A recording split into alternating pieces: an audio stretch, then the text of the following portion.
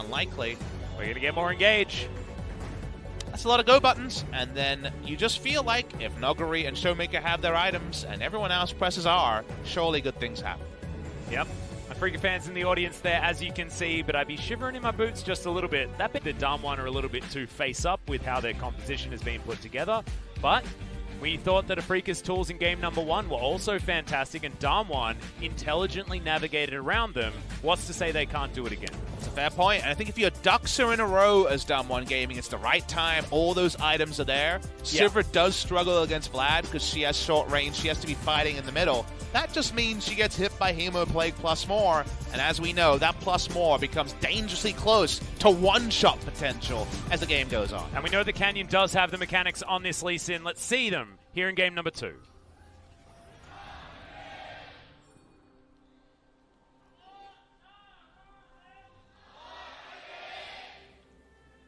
Here we are. It's a beautiful Summoner's Rift for game number 2 of Afreeca versus DAMWON. And once again, we're paying a little bit of a visit towards the enemy jungle on the Afreeca side. Well, that's a really fast Corki. He's got the red flames. Yeah, that means that it goes faster. That's I think you get from what I understand. I hope you just get 1 extra movement speed. I think Riot actually removed all those interactions. interactions. It's so sad. I believe the sunglasses interaction with the sunlight passive from Leona and Lux was removed as well. Yep.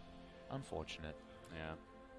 And I think the Ninja's passive as well was also removed. Thankfully, we've got teamfight tactics for that now. We're a serious game, no RNG, except for Critical Strike. Although you don't get it level 1 now. The base, that's probably a crazy thing to talk about, right? The base crit that used to be there, but we have to talk about an actual level 1 as Keen and Tread are going for a late invade. They're playing on an area. Canyon knows there's probably a ward here, that's why he's starting this camp, but not often do you see 2v2 at level 1. That's going to be the steal away as well, as there's action everywhere. Dredgeline lands bottom side as Barrel's going to go down very low. Aftershock wears off and goes down to about 150. Checking out the Ash runes, does have some biscuit delivery and some cool boots, but otherwise nothing really to talk about. But Fleet Footwork is definitely a step away from the lethal tempo that we almost always see on the Ash. It's very much about the mobility and a little bit of sustain it gives in lane. I think this is very much about dodging bindings and things like that. Aftershock Lux, remember, if you're against an engaged support, you want to pack on the Aftershock. This is the time where this rune returns. Yep. We saw it actually work out very, very well. Level 1 earlier. Very hard for Nautilus to not be hit by the life binding, so you will have it. Canyon has gone for a fast bot lane gank, even though there was that brawling earlier. Oh, Barrel Great spell shield, but Zenon's going to face check Canyon. It's going to be a 1v2 though, as he still decides that he wants to go for it, wants to grab this kill. Flash is going to be followed. First blood now for Canyon. He has no red buff, but he just wants to keep aiming busy. Aiming's able to flash to get out of the way. Great boomerang blade, but it's a 1-for-1 in the end, and Aiming now has no flash. Canyon is going in Superman mode in this game when in 1v2 knew his damage output as level 2 Lee Sin. Picks up the kill, gets traded though. It goes to the AD carry, and it was Canyon himself that picks up a jungle enchant from it. The big play that happened there was Barrow actually shorted his hook. He only had 1 ability, he was level 1 and missed the hook, so unfortunately... I think it got spell shielded.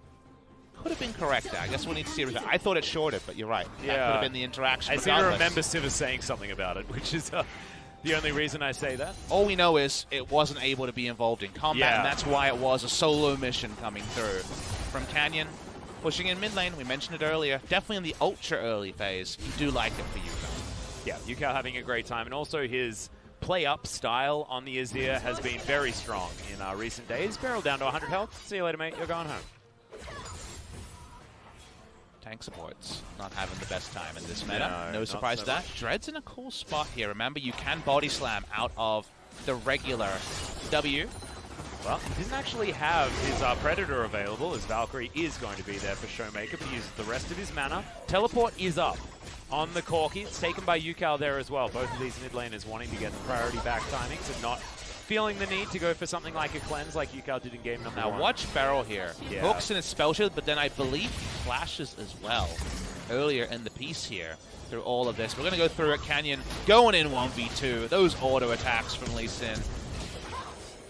Pretty damn big after us. You're right. Good catch on the spell shield there. Missed it. I was watching through it. And then Barrel. Misses the flash. I mean, that's the misses the flash. It's just a very weird one. I guess he really wanted to make the super duper fat flash. I think he wanted to fat flash over the wall and then didn't. And I think that was what was just in the player the voice comms there. That's the nicer version. The other version is that he forgot the hook goes to terrain, which, you know. I don't think he would have flashed if he thought the hook went through terrain. Whoopsie daisies. Yeah. It's not exactly the greatest news story. As Keen uses his teleport Nogri uses his teleport to get back into this lane. Keen now finds himself Canyon. Level 5. Yeah, lands the shock blast on the level 3 Lee Sin, and Canyon has to get the hell out of the top lane. Thanks for the memories, says Keen. And now he's the one on the Jace. Somehow the Jace Med is back for this series. Oh, hell yeah. I guess we shouldn't be surprised.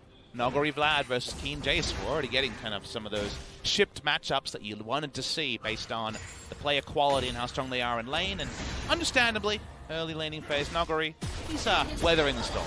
Yep, and now Jace is actually the second champion that Keen has played more than once, apart from Aatrox. There you go. He's got 9 games, I believe, after game number 1 on the Aatrox, but otherwise it's all just one-offs. And this Jace pickup was another champion that he managed to pick up a victory on. So we'll see whether they can ride that one to a win. So far, 1.1k is the advantage here for the Afreeca Freecs as the laning phase continues. We did mention that it was going to be difficult for DAMWON to really get anything done, especially with their solo lanes, but I just don't know whether they necessarily outscale this Afreeca composition as the game goes on either. I think they do specifically because Corki can poke out any frontline attempt by Afreeca. They have a very squishy frontline and 3-4 item Corki, right? Magic damage crits. And then Vladimir is such an answer to Jace, Sivir, 500 range, 80 carries, both of them. So I think there is that implied nature, but it's not one of those guaranteed timer things. It's very much they need to be within touch and gold at a certain amount of time with the right setup. So it's a little bit more conditional than some of our outscales. And I think you can also see it in the items. It's Kindle Gem and a Cull versus immediate power. And that's just the power divide right now. Afreeca know that bread is buttered around this time, that pre-25, like that's actually quite late, right? A lot of games end before 25, but pre-25, they should have a lot of advantages, and it's on them to take them. Well, Yukal's tanking the turret. Sand Soldier goes down, and Showmaker still looking to go aggressive. Canyon's going to turn up in the nick of time. Safeguards in, gets the flash with a well-placed Q. That's really important. The flash in from Dread, but doesn't actually find the boot. Good flash from Showmaker, but eventually the Fat Man does go down. Keen's going to turn up at the right time, but Yukal is going to get outplayed by Canyon. The double kill for the Lee Sin. This guy's ready for another MVP. And the fighting just continues, gets better and better. Dominoes fall 1 by 1 on both sides, but Keen exits after already having a lane lead with double buffs. And Nogri says, guys, I was already having a hard time. This also might just put him over the top. Yep, might be the straw that breaks the camel's back, and now there's also an Executioner's calling that extra money put into the back pocket of the Jace. The lane for the Vlad just got extraordinarily hard. And I love looking at the minimap to see how this started, because it's not like everyone was lying in wait for a counter gank. It's just that we kept rolling. So actually on the top side you can see that Dread was stealing away the Raptor Cat. We get a flash and you think, oh, maybe the action's over. No, Dread comes in, misses his flash. Remember, with the boop, he also gets the Predator proc on that ability, gets the fadeaway kill, and then the red buff gets traded around and there, and then double buffs now and double buff transfer. A lot of action in mid lane. Yeah, all of those buffs funneled onto the Jace. I don't even know what clean comms sound like in this particular play. Yep. Dread was just saying that he couldn't believe that he missed his flash body slam there, guys. But he was also saying he didn't have vision, so he had to kind of hit and hope. He hoped that he was juking towards the Raptor camp, and then, of course, it all looked a bit sloppy. And that's what started the fun fiesta around the mid lane. Yeah. And now, are we going to get more action on the top side of the map? Sorry. As Kane does have those double buffs and can now continue pushing this advantage. Nogri has a good item timing. Has all of the extra CDR, and now he's looking to try and take down Keen. Hemo Plague is good, does have the pull. This may actually be the solo flashes!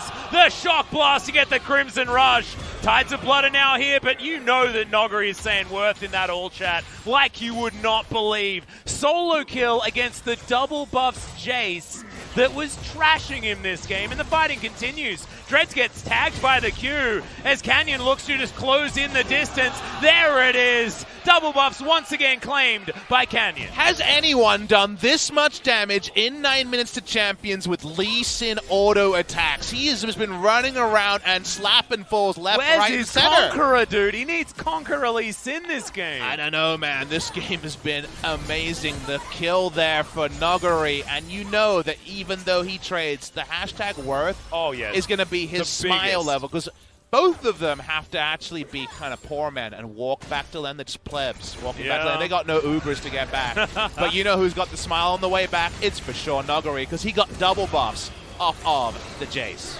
And also, Nuguri, you saw there the hero minion block on the empowered shock blast is why he was able to do this, and then the flash was perfect. And here, doesn't care that he's about to die. He'd already done everything that he wanted to do. Oh, what a game so far. And picture in picture, you can see that Lee Sin's back. Yep, once again, another fight is Canyon. Toying with him there a little bit. That was some weird interaction with the kick. The kick and the hammer hit while doing an override. Interesting scenario. Keen didn't have flash, so it wasn't related to that. I don't know if we'll get a playback, but just know Canyon's ult was used. Yep, and now Nuguri very close to level 9, very close to stabilizing in this lane. Although there is the Executioners, which does skew that just a little bit. Not going to have all of those transfusions without the Grievous Wounds being available. But the thing about Nuguri is, you know, he's very much a mastery player. He is like laning excellent. So's Keen. Yeah, but I think Nuguri, because so much of his kind of value is in the laning, is not quite the same teamfight and teleport player that Keen is. No kind of insult to him. He's just that good at laning. How did he know that 20 to 30 CS down, with the items kind of looking like they do now, like a Codex and a Kindle Gem against double buffs, Executioner's calling serrated Dirk Jace, there was a solo kill? I don't know. I think he saw that missed empowered shock blast and decided, well, it's Hemo Plague time, boys and girls. That's what it looked like to me. But I wouldn't have made that play, Papa Smithy. I'm not. That's the thing. Nuguri. I think you and I had the same reaction when we see that play. We lose our minds. We shout about it. And then we remember that we should probably be queuing teamfight tactics and not ranked. Yeah, damn right. There's certainly a place where my mouse is going to be. That wasn't like him re-rolling at the speed of light to get that cannon for the final fight. Yeah, with your sick teamfight tactics mechanics, Papa Smithy. I know that you've been busting those out. Well, as I said, Pantheon lover to the end. The Rumble jungle doesn't need too many mechanics either, Papa Smithy. Oh, come on, I can hit the ult. People complain about that. I'm like, that's the only thing I can do. Yeah. Does that make you a natural Victor player as well? Because you can nail the E? Victor player. Dang it. Because I can only queue him top and then I just get ganked and die. Wouldn't you be really excited though? It's like mini equalizers all the time. Yeah, but it's too close ranged. As speaking of close ranged, we're seeing close to our screen, the Predator popped and hopefully some more kills being heralded. Yeah, Nuguri now stuck underneath this turret. Tides of Blood gets no value, but this Rift Herald certainly will. Canyon's going to pay a visit. Hemo Plague will give Nuguri back his health bar, but he's not going to be able to take down this Rift Herald. That's a great stun to come in from downtown, remember. The stun length was huge as Nuguri not able to get into the pool. And DAMWON, they try to set up for the defense, but it's just too many of the Afreeca Freecs members. Really good post 10-minute move, though, from Afreeca Freecs. This is when they fell apart in game number 1, but they make this play because Nuclear teleported bot lane, and they could just pack up and have a party top lane, and unfortunately, Nuclear not invited. They get the turret down, they slow down. What was starting to be a stabilizing point for Nuguri, he's starting to hit all of his item time, he's starting to trade well. Now a turret's down, a Youmuu's Ghostblade is there, and they even have to address their lane assignments as well, so Nuclear's just actually caught in no man's land. Yep, and that means that Aiming has set himself up at 1-0-1, has a bit of a bounty on his head as well. Essence Reaver is completed for him. Interestingly enough, Nuclear has gone towards an Essence Reaver also, so it's a bit of a deviation here from the Ashe build of old, which is just Blade of the Ruined King all the time. So this was the build first popularized by Prey. Different Essence Reaver at the time, but Prey was an Essence Reaver. He was. Ashe player. Some other people went Infinity Edge first. Blade, of course, has been the more common recent build. Most recently, it was seen in the LCS. Cloud9 was going into the Essence Reaver Ashe plus Trinity Force for actually kind of a kiting poke build. And with the fleet footwork, it actually makes some sense, right? Yeah, buff on volley makes sense, yep. Nuguri does all the real damage, and you just poke around in your utility 40% CDR bot. We'll see if that's the choice here. The arrow was sent early to at least provide something.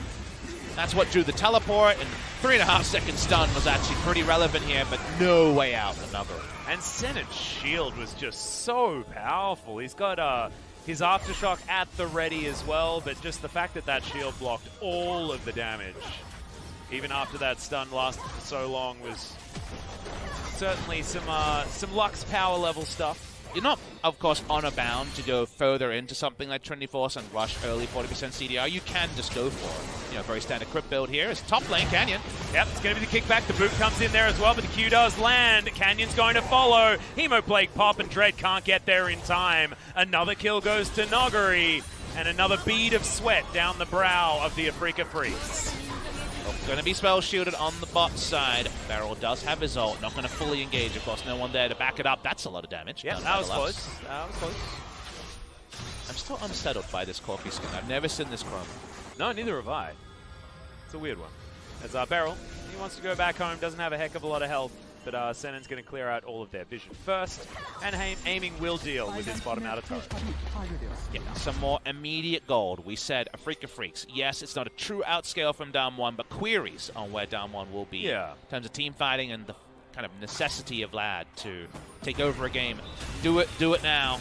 Nash's Tooth is done, so we're working towards second item. Jace, you know, every item he picks up is going to give him a lot more of what he can do.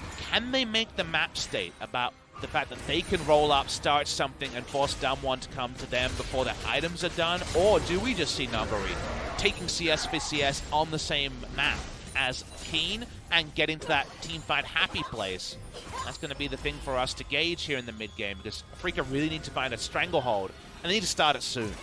Yeah, I think that the big problem here for the Afreeca Freecs is that they gave up that first Infernal Drake. Afreeca Freecs, if that had gone their way, then they'd be staring down the barrel of 2 potential Infernals as this one comes up with all the control that they have.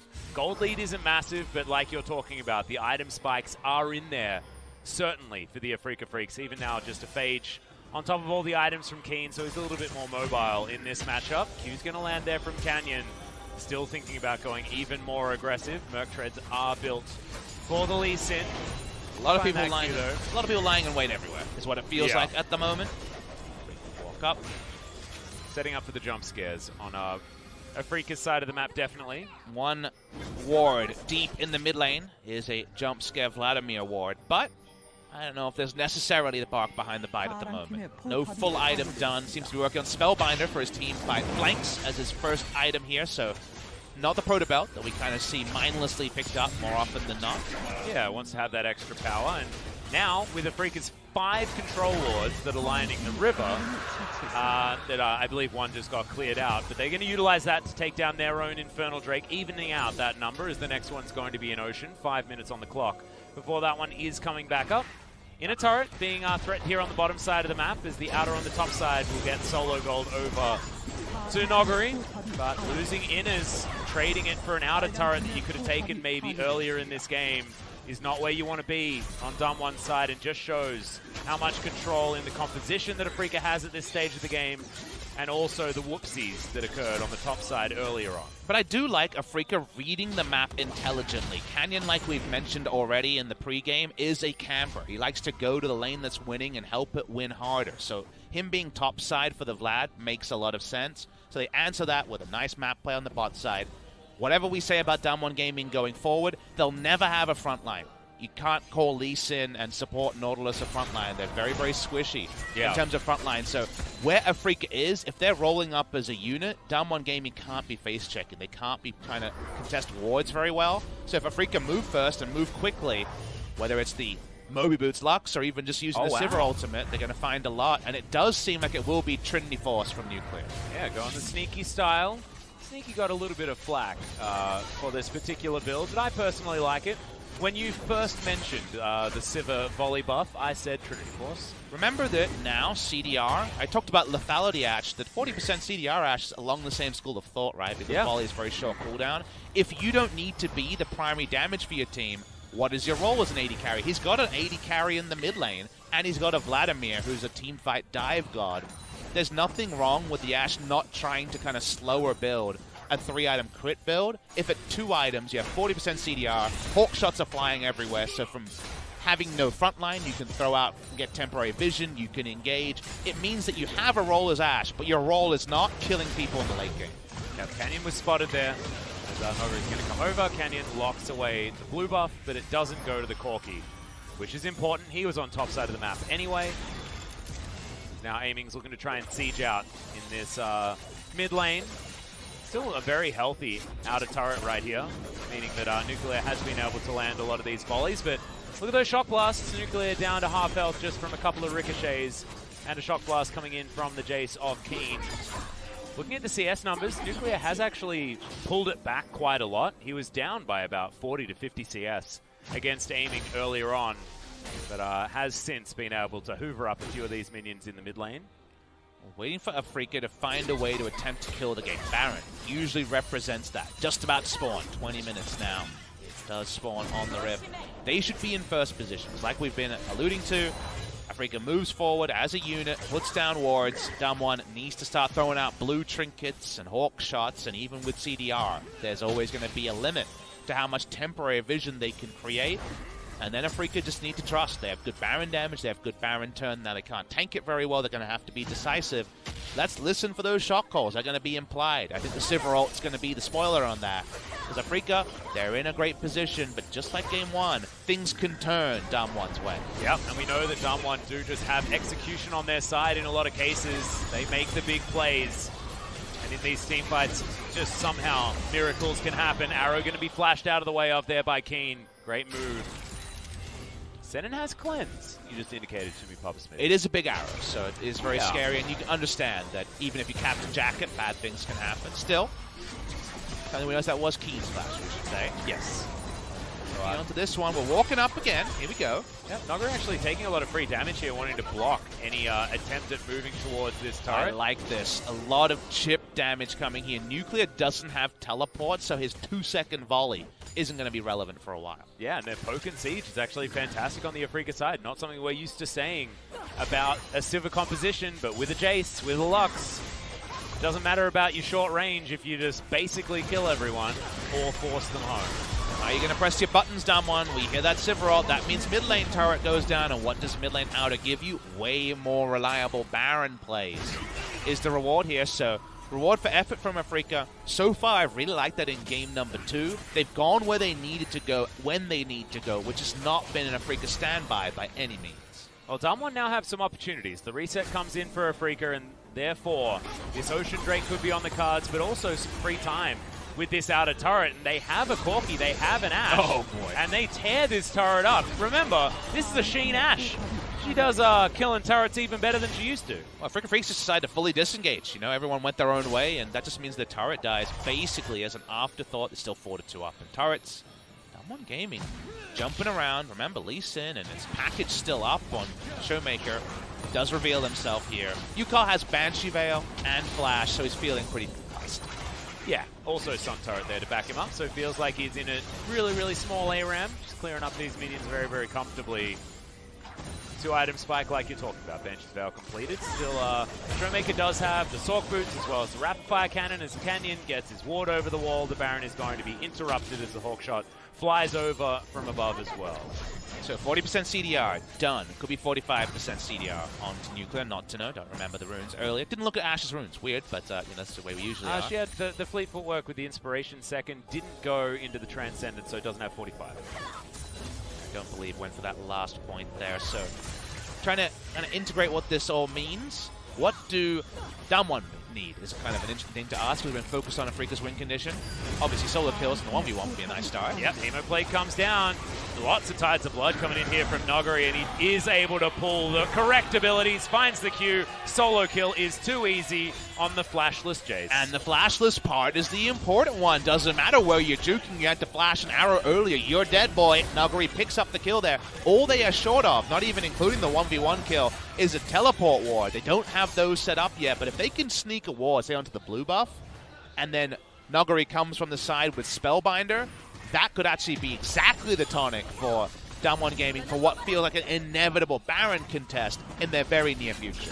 I was really scared for aiming there as he walks down to face Nogari. He does have a 2-level disadvantage against this Vladimir, but didn't have the Hemoplague back up, goes back home, now has himself Morellonomicon as well as his Spellbinder, which was on cooldown also, so not going to utilize that. Afreeca Freecs teleporting onto the Baron here, but it's just aiming, getting back towards the lane and putting some more pressure around where this Baron is. Another hawk shot flies over, and the 40% CDR build does allow for a lot of birds in the sky. As Beryl is going to get engaged on, doesn't get the aftershock, finally finds it, and Dread goes golden. The huge pop onto the Lux as Dread's going to go down. Showmaker with a stray rocket locks in the second kill for DAMWON. And how can they do this? They just manufacture one fights when they want them. But you can tell Afreeca are getting frustrated. They try to just pull this out of nowhere. They didn't have vision to make the play. Canyon falls low. They're trying to chase for damage. Yep, Dredgeline comes in. That's the reset that Aiming was looking for. Teleports cannot be cancelled as Showmaker immediately trying to move out of the way, but Nuclear comes in as well. It was a double onto that ward, but in goes Noggery as well. And they don't even need it. The Sand Soldiers are there just to attend the DAMWON party, and they will take themselves the Baron. That was the ultra grinder. Damned if you do, damned if you don't. Corky on the one side, but when Noggery's in the back and exploding health bars, he didn't need to use the Hemo Plague for the first kill early. It comes back with it, and goodbye Baron. And perhaps goodbye Afreeca Freecs. Yep, Senin going for that final spark, much like Joker did yesterday, not able to steal anything away with that one. Watch Noggery here. Remember, look at his stat. He EQs to death the damn Lux in the first play. And you think it might be over here, but if you've been watching this series, you know it's not. He didn't need Hemo Plague, but knew the damage output on EQ. And Lux, a squishy enchanter, Season 3 feels for the Lux. The TPs come in. Which one's which? Is it the Corky? Is it the Vladimir? Vladimir in for the flank, and it's just beautiful. Aiming's health bar instantly deleted. He'll eventually take down Yukal, who just tries to kill people to stop a Baron going. And also, Canyon was there with the perfect timing on the stopwatch also to make sure that he didn't get swept up in that Emperor's Divide. Just really amazing play from DAMWON. And we sat here, and I know I had this call in spring season, is when you see these games from DAMWON, you see what seduced Coach Kim Jong-soo to leave IG for DAMWON. This, to me, is the tantalizing team I wish I could be the coach of, because the potential for DAMWON is to be a team like we've never seen, mechanically talented in every role, to a level that is, never really been approximate. I think of maybe OMG when they brought in Uzi like in 2015 and had unbelievable lineup at the time. A Cool in the mid lane, going in top side, and Loveling in jungle. But DAMWON, they still got a lot of work to do on their macro, and their pick ban sometimes lets them down. But when it comes together, it's beautiful. It really, really is. And now you got Noggery once again, waiting for a flank. Canyon fishing for some Qs. Baron buff not being utilized absolutely fantastically here, not in multiple lanes, and their siege not necessarily as powerful as what Afreeca have put together with the poke options. Nuclear is, of course, able to throw out a heck of a lot of volleys. That at rank 5 right now. Poke comes in. A lot of annoying poke from Nuclear. Like I mentioned, here's the all-in. Yeah, we're going for it. Yukal has to flash to get himself out. Did have the Emperor's Divide. That's only going to get the Nautilus, though, as DAMWON able to get some poke damage back over. Noggery, in the meantime, is able to take an inner turret in the mid lane, but they do lose one of their members, and Beryl's not going to be available on this map for another 25 seconds. How much do they really lose when Beryl dies? Yes, it's relevant, but they have so much damage still that you have to be very worried as Afreeca, even 4v5. Yeah, and Canyon even landing that Q, I thought that was just going to be dead. Red as Noggery here's the go button, dives in. Hemo Plague's going to get so much work done, he barely even needs it. As Showmaker now just wants one more auto, misses the rocket onto Sen, and that's going to mean that he survives, but this inhibitor turret is not going to be so lucky. A perfect Baron inhibitor to be taken here, but the Baron's still going to be alive for another 30 seconds on this DAMWON squad. They may be able to take more. Noggery was the player that made me get into those DMs and ask Jat to just nerf the damn Vladimir again and again in spring season. He plays to his items. That's the cool thing about Noggery. He always chooses a keystone and an item build that fits the lane rather than just going for the pro build that everyone uses that copies. They copy him, but he's situational. And when he chooses it, and he's played to his Spellbinder again and again, the amount of fighting he's done in this game before 3-item Vladimir is more than kind of 7 other Vladimir games put together sometimes. And now he has a really cool hat, Bob Smithy. So great. He's got the Hemo. This is, again, we said, how much does it affect you that Nautilus isn't there? It turns out Vladimir, when he has enough items, can initiate himself and kill everyone. And also the fact that Dread was at about 0 health, and what he did was delay his death. That's what his maneuver was in answer to that play on the side of DAMWON. So I completely agree with you. Absolutely irrelevant that Beryl wasn't available. Feels like he just got a few buttons out of the Afreeca Freecs and meant that Nogaru's free to dive into the backline. Yeah. As this is a new bug. Which one? Oh, the sound? Yeah. I've heard it before. It's a weird twinkle bug with with the Corgi skin, I think. Yeah. I appreciate it because it's way better than some of the other bugs we've had. Remember the old Gatling gun bug? Yeah, that's probably what this is, actually. Oh, yeah, that's probably what it is. Okay. Just changes the sound just a little bit. Spotted Zonya's bug was my least favorite as Nogari. Can they keep the CC bar? The answer is no. As the Sanguine Pool even able to turn around on aiming for most of his health bar in damage. Canyon's desperate for it. He really wanted to find that kill package delivered to Sen there as Showmaker dives the backline. Not going to lock down any kills, but we know what the message that is being sent from DAMWON is. We're going to murder you if you stand in our way. Get out of the way of our inhibitor turrets. I think DAMWON Gaming have a hot date. They want to get to it as fast as possible because they are playing thick and fast mid lane. Dread dives into the backline, but he's just going to have to go golden and delay his own death once again. Another Sanguine Pool perfectly timed there from Nogari as they do back away. Jungler is dead. 1 minute on the Infernal Drake.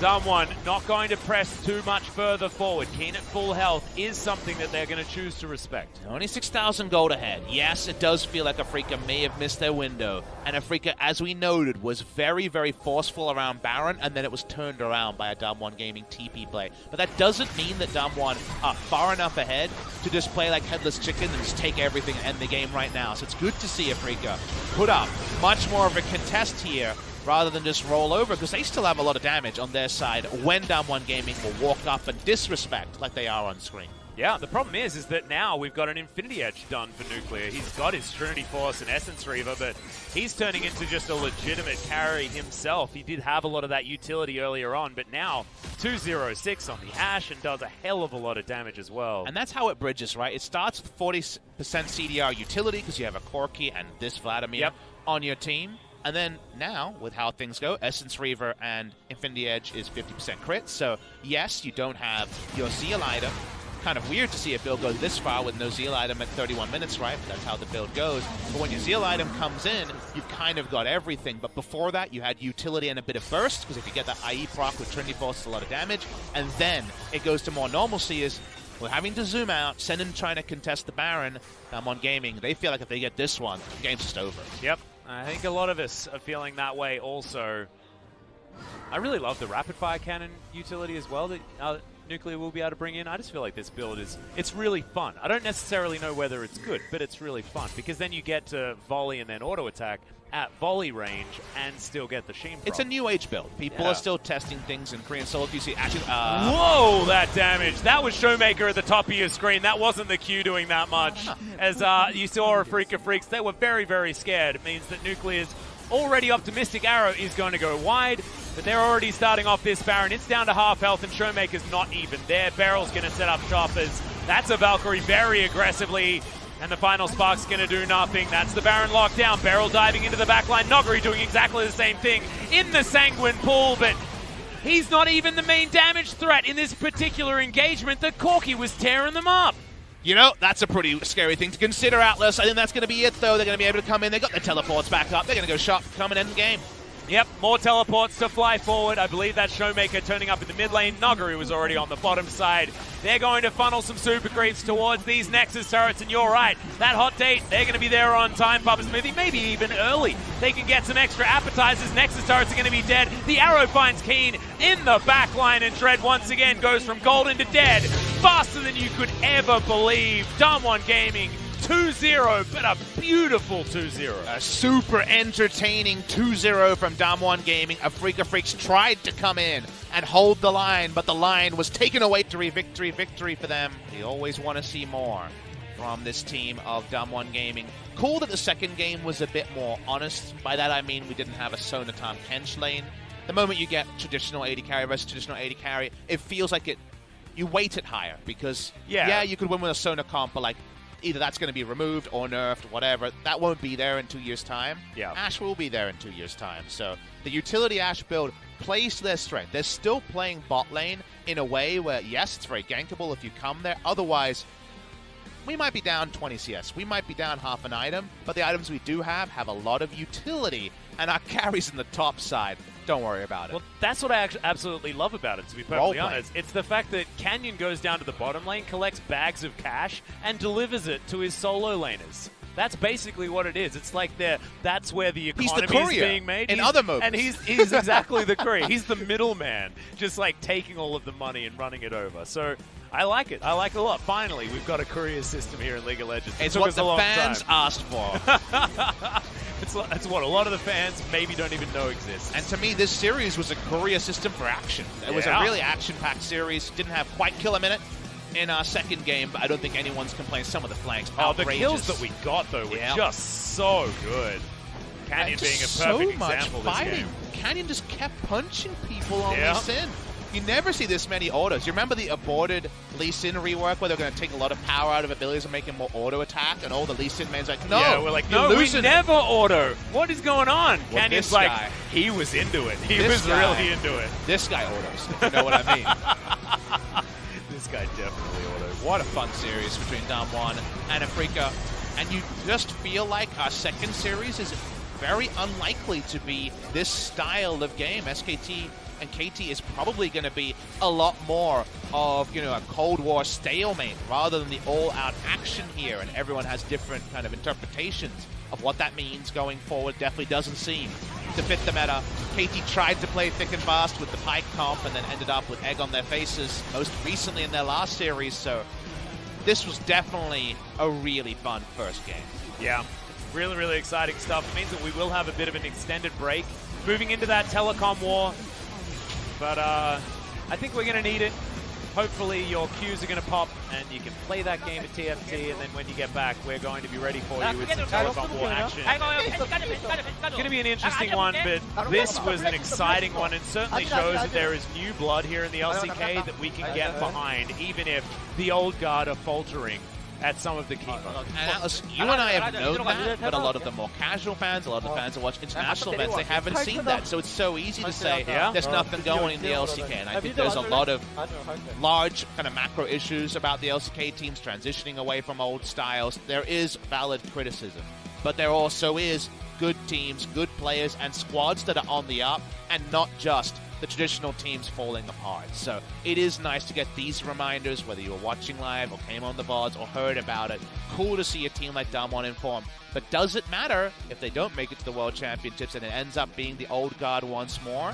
The answer might be no, so they need to. And the business end of the season hits. Second round robin, finals. We need to see these teams stand up under real pressure. They stood up today. Yeah, they need to win those best of fives, and losing 0-3 to Kingzone certainly wasn't their way to get towards MSI or anything like that. So DAMWON will need to, like you say, address those issues. But that was DAMWON's first season. I think you can give it to them in their first season. Now, with an extra under their belt, this is where they can start refining their style, coming into their own, and then being able to potentially demonstrate these skills on the world stage. I'm excited about Griffin and DAMWON at the moment in the LCK, and summer's looking a lot brighter than it could have been at the beginning of the season. It was definitely a slow start where we were all a bit, maybe that fourth region tag is honest. Maybe the play-in's going to be where it's at. Maybe we're all just out after the old play-ins. As Nogari's going to pick up the MVP, that was my vote. He was playing so damn well on this Vladimir, getting the solo kill onto Keen. This one, in fact, right here. But Nogari goes for solo kills a lot, especially in the past, and then, a flash comes in or he gets ganked, right? But this was a very smart time to go in. In vision, Jason just flashed an Ash Arrow, tried to walk up, Nogari waited and got his man. And Nogari just won the matchup against Keen, so I think Keen is going to have to kind of revisit, because the last two series, while he hasn't been woeful, it hasn't been the raid boss Keen that we've come to know and love. Yeah, it hasn't been the 1v9. I feel like it's been a lot of UCAL trying to start these fights, a lot of UCAL trying to hold on to what was that week 2 fantastic Afreeca that was really challenging those top spots. Wasn't the case there, but now we're going to be able to have an interview with the top side of the map from DAMWON Gaming, so let's throw it over to Jisoo. Thank you very much, guys. This is Season with the Never Translation, and we'll be hearing from Canyon. Nogari, thinking of 5 winning streaks in a row, today up against Afreeca Freecs. And finally, you guys got the win-win set today. How do you feel right now? Well, I felt good before going into game today, so I think I did a very good job. In every set, there were struggles. However, you guys remained really calm.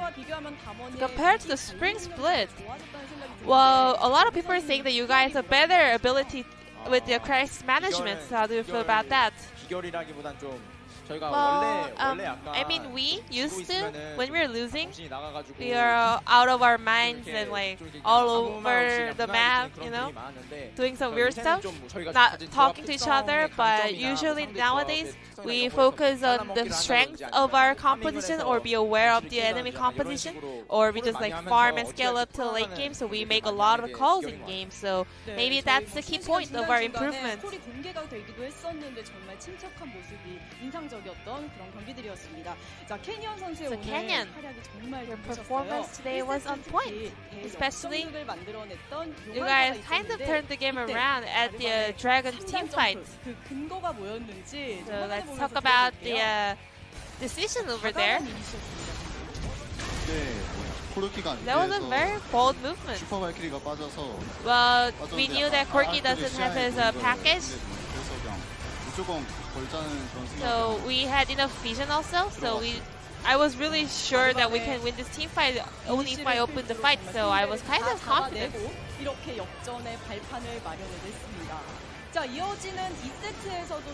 moving on to game number 2. Early game was not easy again, but did you feel like you were going to win again?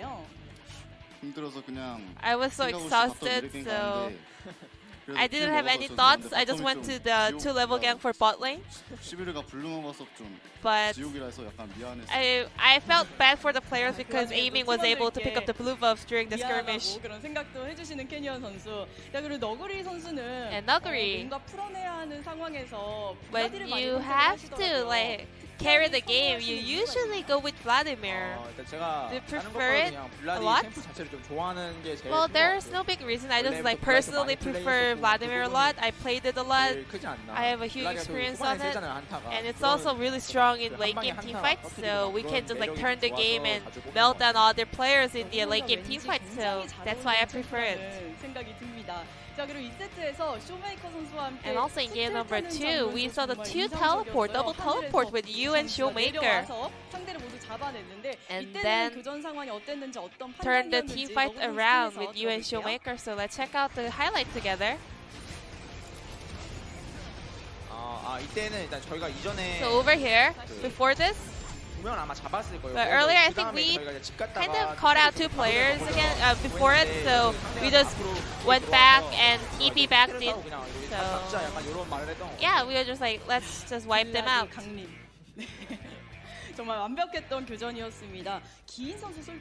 So you also solo killed Kiin today.